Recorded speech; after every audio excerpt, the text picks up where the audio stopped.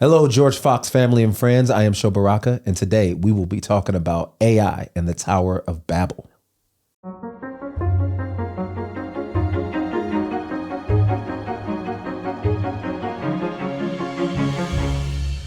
Hello, George Fox family and friends. I am Sho Baraka. I am 100% human. And I am joined with Dr. Brian Doak, who is Vice President of George Fox Digital and Professor of Biblical Studies. Yeah. How are you doing? Hey, I'm doing okay. How are you? I'm excellent. I'm excited to talk about AI with you. I'm really excited to talk about this with you. Yeah. So you are Professor of Biblical Studies, but you, I guess, specialize in Old Testament monsters. Yeah. Where it seems as if some people view AI as a modern monster. Oh, right? yeah. So how can you kind of if anyway, assuage some of those concerns, if you will? Or just talk to the greater concerns that people have about AI, totally. the fears. I was trolling around on YouTube about this topic recently, just like AI and Christian faith, what's out there. And I was a little taken back, maybe I shouldn't have been, but I was a little taken back by how much of the content is like deeply fear-based content around this monstrous idea that AI, it's very I guess people now refer to this as doomerism, this idea that it's like, this is going to lead to human extinction. A lot of the Christian content was apocalypse oriented, was end times, was antichrist oriented. I mean, those are serious things for Christians to discuss. I'm not trying to dismiss that, but it was just stunning, in that moment to be like, wow.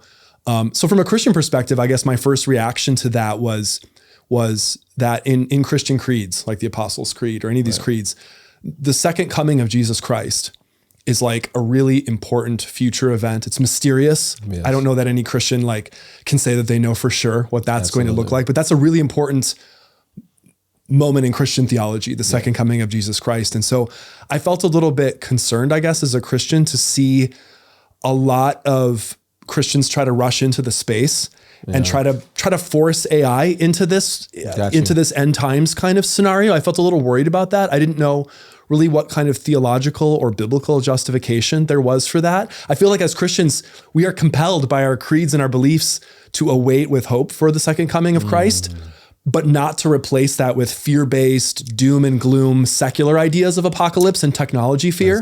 And so I wanted to make sure in my own heart as I saw that I wasn't making that replacement really quickly of a secular value for my faith value on that front. Yeah.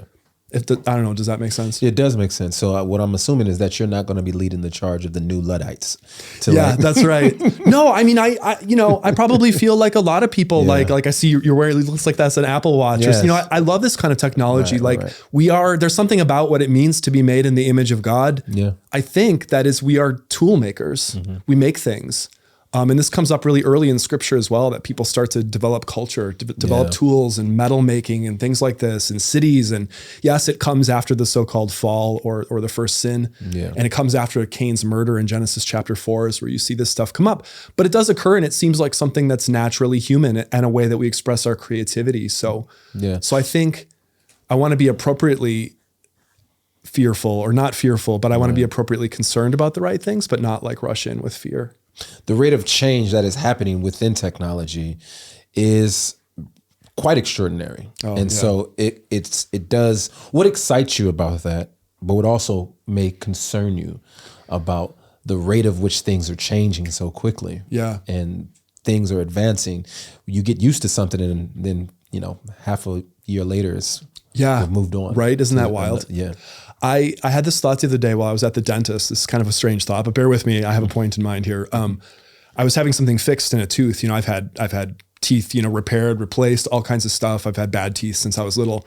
Sometimes I think when I'm sitting there, I'm like, 100 years ago or 200 years ago, if you just lost a tooth, like your front tooth, I know someone that's lost their 4 front teeth on the top and had to have implants. That was just it. Yeah. That was just your face. Yeah. That was your life, Or if you lost an arm, to think that you just get stuck like that medically. And so to think of those kinds of things, I just think what hope there can be. I mean, Jesus in scripture is a healer, right? Yeah.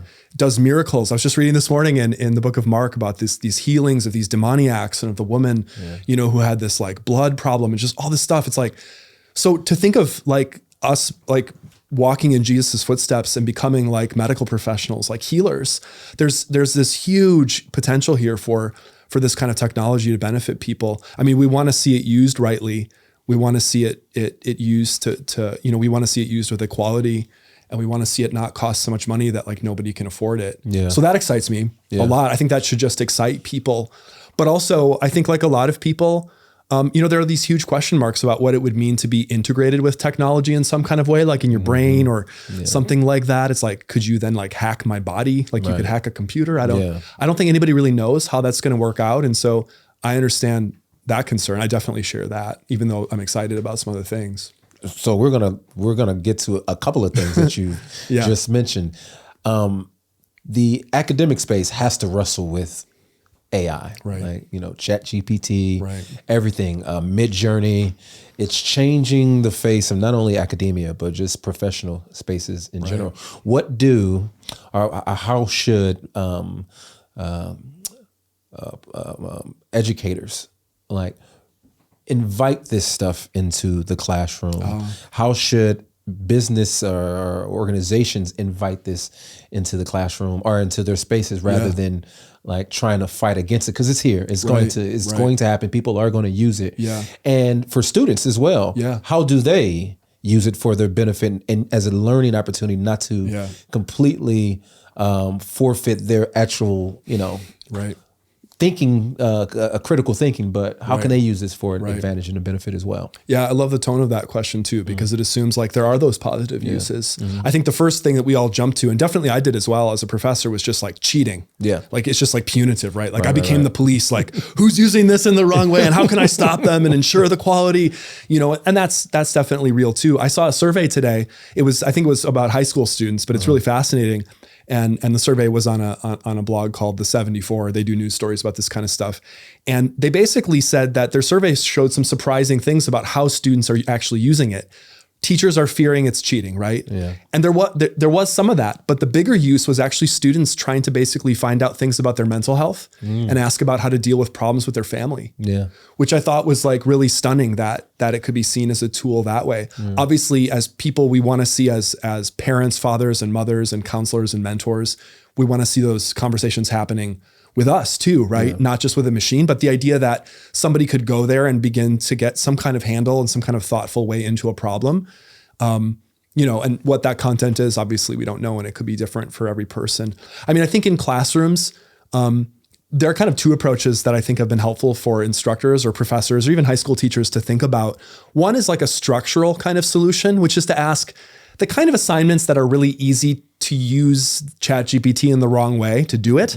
Do you really need to even do those assignments? Like, what are you trying to accomplish? And then sometimes by walking backwards through that process, I might learn that I was having students do a very cliched routine writing assignment that really I was trying to have a different kind of engagement. And really I could just be like, we do this in a different way. We're going to do this face to face where we're listening and we're talking. Yeah. We're going to do this in small groups. We're going to do this through a creative project. So those kind of solutions would actually obviate or remove the need to even use it at all. And then there are like technical solutions, like, asking people, and maybe this is just good teaching anyway, asking people to integrate more of their personal experiences into things that they write and doing more experiential things, which, yes, you can always ask the chatbot to fake an experience, but it just becomes like more ridiculous at that point. And there's more of an incentive, I think, for people to share of themselves and to do it that way. So I think there are lots of solutions out there. And I think students aren't always even using this for what we think they're using it for. A lot of people fear that AI and different technologies will replace jobs. But a lot of arguments within industry is it won't necessarily replace jobs. And if it does, those jobs are, probably need to be replaced in some ways. But it will also increase opportunity. It will increase and create more jobs. What are your thoughts on that? Like, and how are we preparing students maybe to be prepared for jobs that may need to integrate AI or artificial intelligence in their vocation? I feel kind of encouraged by just the basic resiliency of people throughout like long history, not just like the last 10 years, but you think back like thousands of years. This is the joy of studying ancient history. You can start thinking about like thousands or tens of thousands of years ago. People survived and thrived through the move from wandering and hunting and gathering to agriculture and to settling down. They figured that out. That was a technology. People survived and thrived through the birth of cities. People survived through the Roman Empire and its collapse and all the things that happened in, all the far-flung places of the world. People survived and thrived through the invention of cars and open heart surgery and things like that. So I do think that there will be more. I mean, one thing I've heard a lot of people say, it seems true, but it's kind of a common wisdom that's emerging, is like AI isn't going to replace your job. It's like somebody who is really well integrated with using AI is going to maybe come and replace your job. In other words, it'll be the same kinds of skills, probably just like with the invention of the internet, right? Like it would be hard to imagine hiring somebody for a contemporary business type position who didn't know how to use the internet today. Absolutely. And so I think this will be something like that. Or you think even in your industry of music, right? Like, yeah, I know there was that fake hit by Drake and whatever, but people knew that and so on. But I don't know what the market for that is going to be. I think people will still be making music. There was already a lot of music that probably felt like it was totally fake before that and anyway. There were tools out that people that aren't as popular as kind of like your Chat GTP that artists use that would be considered cheating. Yeah, auto-tune kind of like for voices and stuff. Yeah, or Rhyme Zone that helps you write. Oh, lyrics. Really? Yeah. So I mean, wow. There are, and I guess you kind of touched on this, and I guess I want to ask you this. There are, so throughout history, there are technologies that create disparities, if you will. And so how do we, in some ways, make sure that we close those gaps for people who may be on the margins that probably don't have the kind of access to artificial intelligence, and so that they can stay up in the market, that they can be just as viable for a position as other people. How do we make sure that we try to close those gaps as best as possible? Yeah, I think right away, the first thing is facing up to it, that is actually a serious problem and a serious potential problem. I think one big story that highlighted this that came out just a couple of years ago, it was discovered around 2014, 2016, Amazon, one of the biggest companies in the world, was using an AI kind of algorithm program to vet resumes for people, for software engineers and for different things. And they basically shut it down after a little bit of use because they found that it was just openly and wildly discriminating against women. Why? Because it was trained on a data set that included the resumes of all of its current employees in these areas, which were overwhelmingly male. And so it was looking for terms that matched the terms that the people who already worked there used, like I forgot the exact language, but there were overwhelmingly male type verbs that were being used, like executed and captured and stuff like that. And so it was looking for those terms. In fact, it was even discriminating against the use of the term women's, like as in women's rugby team or something like that. So the first point is like, yeah, that's a real concern. That's not a fringe concern. That's not a paranoid concern. That's really real, because these machines, they're like a mirror, right? They are us, and like whatever we are. I mean, I think we all know what we are and what we do and what we're capable of. So for now, at least, it reflects who we are and what we've done, and where the data that they have are the data that we have given them. And so clearly there have to be real efforts. Like you can't just use an algorithm to just choose people and not vet that. As far as like how the opportunities will come, I'm not totally sure. I do know that there are groups like the Khan Academy, which is was a group that really got into the online learning space early. They've developed online tutoring tools. There's this thing called, I think it's called Conmigo, like Amigo, Conmigo. And it basically is like a really good math tutoring tool. There's a really cool TED Talk where the leader of this is showing how it works and so on. And I thought, and this is the way it was pitched, and so I'm just repeating what they said, but it seemed like it had amazing potential to just be like a free tool that would come into anyone's home, anyone's living room, anyone's computer. Of course, having access to computers is another issue too. But as that begins to be more common, you have things like that now, which are not dependent on income or even access to a teacher. And so I don't know, I don't want to be too optimistic about it. Like, oh, the technology will just solve all of its own problems. Clearly it won't. I mean, clearly these are things that, especially as people of faith, like we have to be deeply invested in this if we want to see if we want to see people access God's kingdom on earth as it is in heaven, as Jesus said, like we have to care about that. And so I imagine there are like 10 million ways, like all of the ways that we already do justice work or fail to do it are the ways that we'll keep doing it too. All right. So a slight pivot, and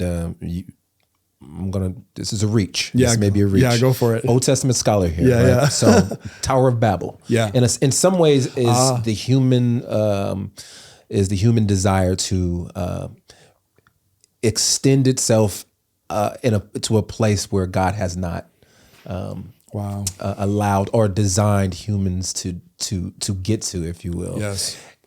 Is there any kind of correlation that can be made in a sense that AI is our modern Tower of Babel, potentially? Maybe. Or you can just say, "Show that's ridiculous." No, let's move on to the next question. No, I don't think it's ridiculous at all. I think anytime we can make a kind of typological comparison like that, like an event back then, like what is the new Tower of Babel now typology? I think that's a really powerful method of biblical interpretation, first of all. So I think any kind of creative stretch that we make there is like, it's open for discussion for Christians. I think in Genesis 1 through 11, the first 11 chapters of the Bible, culminating in the Tower of Babel story and then culminating in the call of Abram and Sarai, or Abraham and Sarah, it has these moments, like right away in Genesis chapter 3, you have one of these. Then you have it in Genesis chapter 6 and then 11. And there are kind of like these three conceptually similar moments where God sets up a boundary. Don't eat from this tree. In Genesis 6, there's this weird thing that comes up about these divine beings that seem to mate with human women. And it's this very bizarre scene. It's not very clear what's going on, but then there's a boundary that's crossed and then God sets a limit. So in Genesis 3, the limit is get out of the garden. You can't live forever. In Genesis 6, the boundary is you will only live for this amount of years. And then the flood comes. So that's pretty drastic. And then in Genesis 11, there's some boundary that's crossed by this tower, right? And God scatters people. So there's a consequence. So I think one thing I would notice there is just like on the biblical pattern, when humans do those things, God will scatter us. Like we will get scattered. And so we don't want to get scattered, right? We want to do the right thing. We want to be obedient. But like, we also don't live in a world, I don't think that we can expect as people of faith that we just live in a world that shares our faith values either. Right, yeah. And so, yeah, I mean, maybe I don't, it's so weird. It's like, I often think to myself, like nobody wakes up in the morning and just like eats their cereal or whatever and just thinks, how can I just like be a horrible sinner today and flout God and worship idols? So it's like you wonder about the Tower of Babel builders, like, they have this great like very intentions, it's like, are they coming at this with a kind of arrogance? Like they do say in the text, like, come, let us build a tower that reaches to the heavens. And it's like, so maybe some of this stuff is like a thread that runs through the human heart and our own intentions and like what we're trying to do. And maybe God sets certain kinds of limits. There's one of the church fathers, Irenaeus, in the early period, talked about the Garden of Eden setting, which we usually talk about in Christian circles as like sin, horrible sin. And there's distance and there's disobedience, but he also talked about it in terms of learning and growth, which maybe wouldn't be an obvious theme in the story, but they do develop clothing, right? After this, Adam and Eve do. They develop clothing. How old are kids when they're just like naked and not ashamed, just be running around your house, right? And for my kids, there was a certain era where that was a thing, and then it stopped at a certain point. So I think there are also secondary themes here, and they might not always be the themes that we think of as Christians, but I think they're still relevant themes of growth and themes of knowing. Of course, Babel is about dispersion and scattered. And the name Babel is the biblical word for Babylon, which is like not the place of safety and rest. It's the place of exile and sin for Israel. And so, there's a deep warning in it. It's hard to know where to draw when we invented airplanes, like did God mean for us to fly? Right. How would anyone know that theologically? I think that's also a fascinating question. And so, yeah. Well, N.T. Wright would probably say no. And he'd say driving around in cars is harming the world. Yeah. No, in ways that's worth thinking about, right? Yeah, have you ever heard people talk about, this kind of like traditional cultures that have been ruined by cars? The idea that now you drive past like 5 churches in order to get to a church, or the people around you. It's like, I'm not going to talk to my neighbors anymore because I have friends that live over there, right? That's worth theological thought too. Yeah. I see a lot of that stuff in my own heart and life just being bypassed in order to be afraid of the next new thing. Yeah. And it's certainly more exciting to be afraid of the next new thing, but maybe, Well, to continue on that theme, I did a very short stint in seminary. Very, very short stint. And one of the exercises we had to do is we had to visit a church online. Or a virtual church, better. Okay, yeah. And there was much to do about this. This is not real church. This is, and I must say, I was one of them. This is not real. I might have been like that too. Yeah. So, what does the virtual space do? As you're communicating, we're in cars passing people. Right. It does so much for not only the disconnect of building community, is that we can escape things that are discomforting to us if we want to. Right. And similarly, maybe when we enter into these spaces of virtual reality, but it also has its blessings, right? People who may not be able to travel, may not be able to leave their bed, people who are confined to particular spaces, people who are hiding out in particular countries and all they have is internet access and this is how they worship. Right. What would you say to you went, I think it was Andy Crouch talks about when you gain something, you also lose something. Yeah, that's really wise. And so what would be your wisdom around our engagement, especially spiritual engagement in religious and virtual spaces? Yeah. Wow. That's such a hard question because exactly. I mean, you put it so well. It's like there's a pro to it and there's also a con, and it's hard to know what the values are. I think one way into it. So I think as a Christian, one way is to connect to some of our most deeply held traditions and doctrines and like use that as a guide and then see like where it takes us. So for Christians, I think one of the most key things that we can believe, and not just believe it like in our minds, but also try to live it out, is this idea, not an idea, that this truth of the incarnation, that God became human flesh. And I think our lives have to somehow enact the incarnation in our world, that God became a human being, that God lived among us as flesh, and that means something. And it means something about our material world. It could even get really expansive, like not even just about humans, but also about trees and our environment, or even like other planets. I mean, how far can it go, right? Absolutely. And so I think we have to live our lives in ways that show that we believe that the incarnation is true. And anytime, a person, you know how it can be the case that you could even do the same thing, but if you did it with two totally different attitudes, it would have two completely different meanings. I think that there could be different ways Christians could behave, different ways we can go to church, but I think we have to act out the incarnation in the world in some way. And that means connecting with physical reality. Physical reality is not a barrier. I don't have to get past my body in order to talk to you. My body is talking to you, right? Like this is the vehicle. And we have to find some embrace, in that. And maybe the kind of, just the kind of bad feeling that some of us felt, maybe that you felt in the seminary assignment, and I might have felt as well if I were in your position, is just like a feeling like maybe we're not showing the world the incarnation clearly enough, And so how that looks, I don't know. Like you could do the incarnation over a computer. I mean, the computer is a physical reality too. We've also invented this. Right. So I don't totally know where to take that, except to say, if I'm also not like visiting the sick and people in prison and all those classic themes of faith that Jesus talked about, I'm like running away from the incarnation. There's an author named Wendell Berry. He lives, I think, in Kentucky. He has this thing. I saw him once at a conference. He's very old and he just speaks with this amazing wisdom. And somebody in the crowd said, "What advice would you give young people today?" And he paused for this really long time and he just said, "Stop moving." And then he explained, his idea was like, we often will come and live somewhere and we stay just long enough so that people start to get to know us. And then there's that point where you live somewhere a couple of years and it starts to get kind of painful. And then you're like, this isn't as fun as it used to be. And that's the time where people, maybe my generation and younger, are like, time to move, And so that to me feels like anti-incarnational, where it's like, I'm not living into my like presence with other people. And so I think there are lots of ways to move and do this kind of stuff, but it's like, things have to be judged. So that would be one starting point. So thinking about incarnation, thinking about, you mentioned earlier about the potential of connecting ourselves to artificial intelligence. And do you have, would you like to give the audience like a theology of the body, if you will, theology of, and how the potential of connecting ourselves to artificial intelligence, what does that mean for salvation? What does that mean for soteriology potentially? Wow. And the things that we may need to wrestle with, human beings have been fascinated with alchemy forever. Right. And some will say that technology is nothing but alchemy, present day alchemy. Right. And in a lot of ways, we are trying to figure out how to transform our bodies to become something that we're not in different ways. Yeah. How do we live incarnate in this body? And what does it mean to be connected theologically? Or what is the theological implications of understanding this flesh, this vessel we live in? Yeah, it's like drastic and really urgent and kind of unknown, right? Yeah, because some of the integrations that people have talked about, like this idea of Neuralink, this idea that there could be something inside of your brain, to me, it's like, that's a whole different world from anything that we've faced. I mean, people experiment with their body, they experiment with their hair, tattoos and, clothing and just different ways that we do alter our appearance and so on, or even the ways that we talk about ourselves.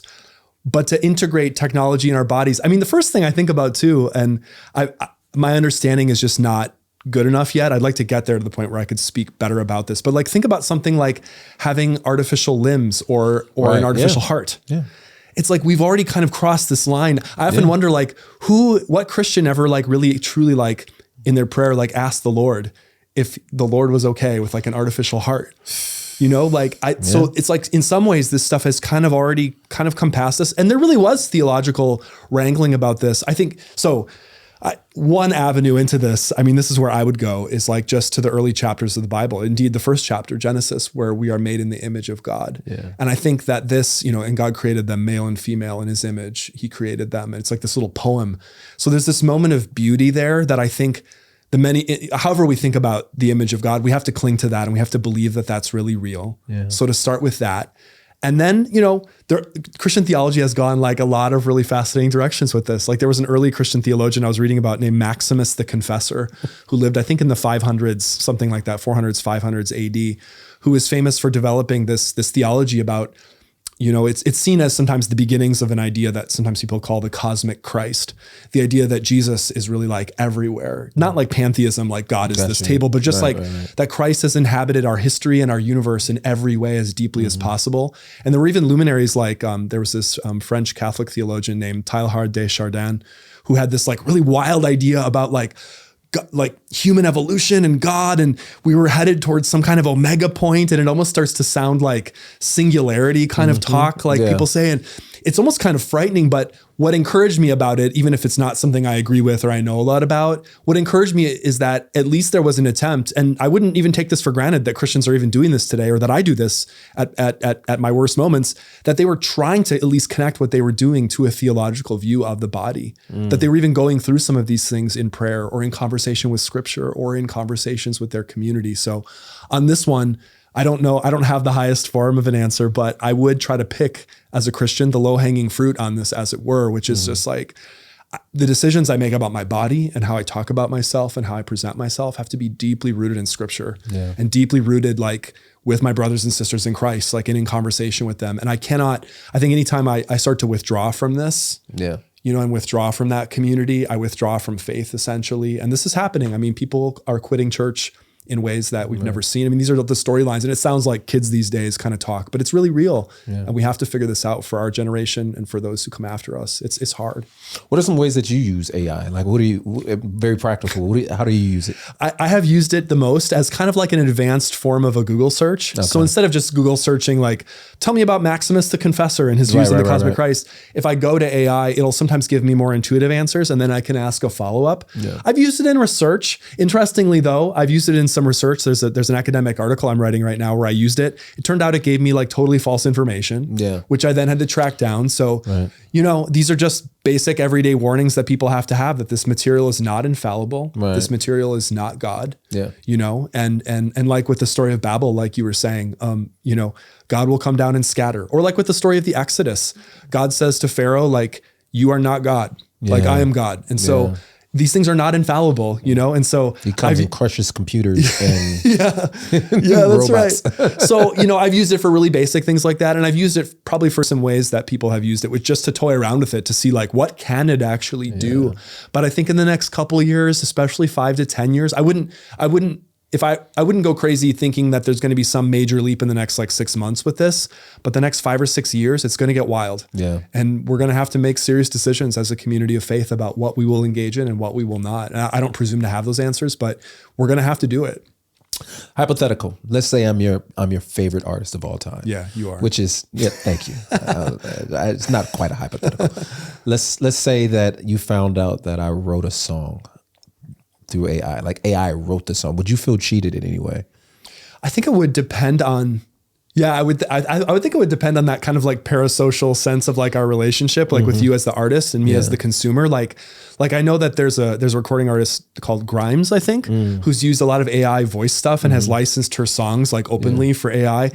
If you're a fan of Grimes, if you even know who Grimes is, like out there listening, like you kind of are like, yeah, she's totally like that. Right. It's this like tech utopia kind of thing. So in that sense, if I thought it was the kind of thing that's like, yeah, this very much fits like your artistic vision and so on, I think I would be into it. I think if our relationship was such like that, my experience with you was hearing you in really gritty kind of house concert kind of environments that was like very embodied, I think then it might feel like some kind of betrayal. But I think it would depend on the frame of reference. Yeah. You know? How do you know when you encountered this stuff as a musician for the first time and heard, you know, just totally AI generated stuff, like just in your gut as a musician, how did you feel? Oh yeah, I felt. It's funny. It's like most. Initially, I felt cheated. I felt like it wasn't authentic, especially within the hip hop space. Hip hop is so demonstrative. It's so braggadocious. The whole posture and ethos of hip hop is I, and right. And so you kind of champion this idea that I am the sole creator of my art, my music, right? And even ghostwriting is like frowned upon. Wow. So if I were to find out that an artist who carries themselves as someone who I write my music, I champion, yes, and then frame of reference though, right? Yeah. Like it's what however, you expect. like for auto-tune purposes, when I first heard auto-tune, I was like, this is terrible. This is cheap. Like people who can sing should sing, people who can't. Yeah. But I fell in love with it after a while. Oh, really? Yeah, nice. I came around. And I do think it has its advantages, it has its disadvantages. I do think, it should be used in moderation. So, and I think like most technology, when used properly, it will only enhance the people who are talented. And people who probably should be using it versus people who have no business in the space in any way. I don't know if that makes sense. Yeah, so, it does make sense. I mean, you already had, like, if you have a synthesizer, you're not having like this electronic process. It's not like a keyboard where there's a hammer striking a string. You're kind of getting into it there. So it's degrees. It's like a continuum. It's not black and white. I mean, I think we talked about it before. It's like the idea of recording songs in general. Like back in the day, you had one take and for every take you messed up, that's money. That's right. Now I can be in the studio for a day. Yeah, with the digital stuff. Just like, you know what, just fix it later in post. Yep, that's right. And I do think sometimes it creates lazy artists. And I would assume in the academic space, it probably creates lazy thinkers because it's like, well, I'll just allow, the chat to fix it or AI to fix it. I've been totally dismayed about how lazy my own reading habits have become, even just with the internet, right? Like now instead of sitting and reading, I'm just like, you know how we do that? Like, oh yeah, I read that article. What did read really mean in that sentence? I scrolled through it at a high rate and looked for keywords. Yeah, absolutely. Yeah. All right, so this is the easiest question. Here we go. Google engineer. Well, there's a Google engineer who created an artificial intelligence. He believed that it was sentient. Yes.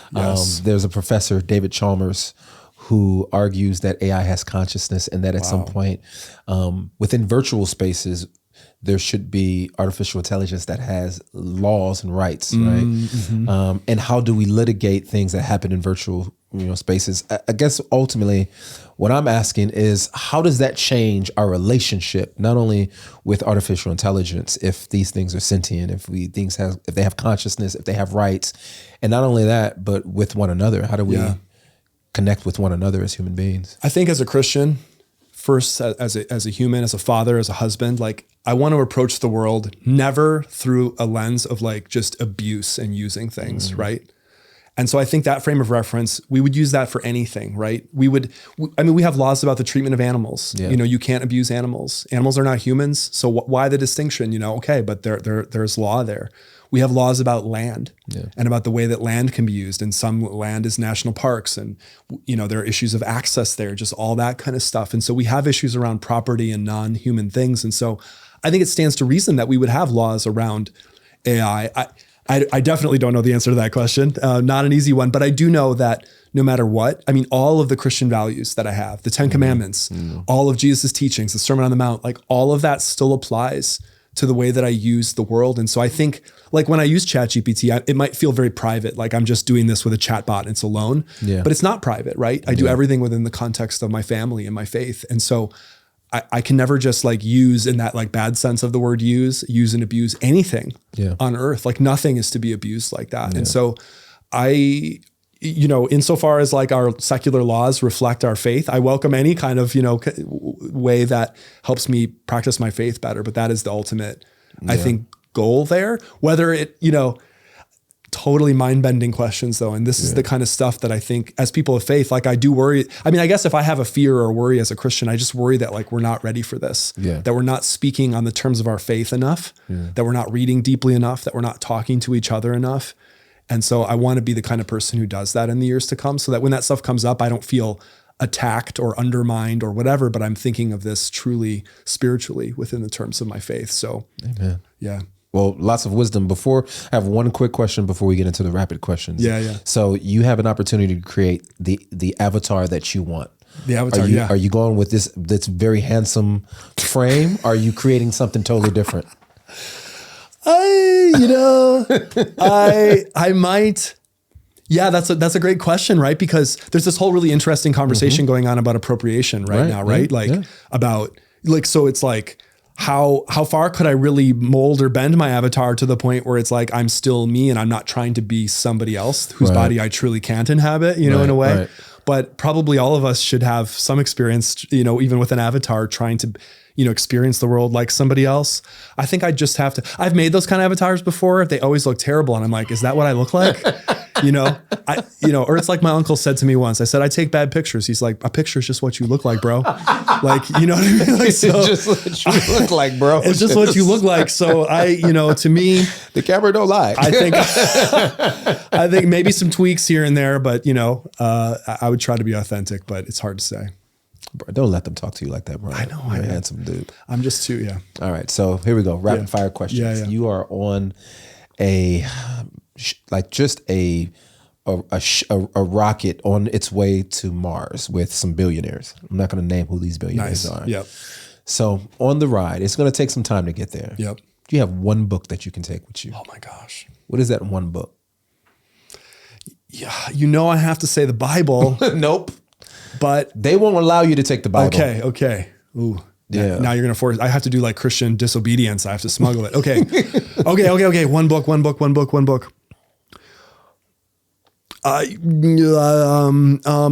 Okay. I'll say, there's this book by a Turkish author named, Olga Tokarczuk, I think her name is, if I'm pronouncing it correctly. She won the Nobel Prize recently. There's this book called The Books of Jacob. I started to read it. It's like 1,000 pages. I just couldn't get through it. It was really complex writing and I just had to put it down. Sometimes you have to quit a book. I feel ashamed because I love to finish a book. I would take that book. I've done that with War and Peace like 7 times. War and Peace. I've quit War and Peace 3 times. I read War and Peace and I'm like, my only question is, who are the characters and what is happening? You know what I mean? That's my only question. The pivotal question. Because I was like, who and what here? So maybe War and Peace. So that would be another one that just really like work through that in that 2-year voyage. Okay, maybe. Okay, that's excellent. I love the way you answered that question because most people are like, oh, my favorite book. I've read this many times. You're like, let me take something that I struggled to read and now I have to force. That's and maybe great. it would be a disappointment, but you got to take a risk. If you're already going to Mars, But you at least you can say you read it. And that's right. 1,000 pages. So, that's right. That's right. We love to boast about those things. So, all right. There's no chef on this ship. There's, but they prepackage. I see. Thousands of this one meal. I see where this is going. Yeah. What is that one meal that you're eating?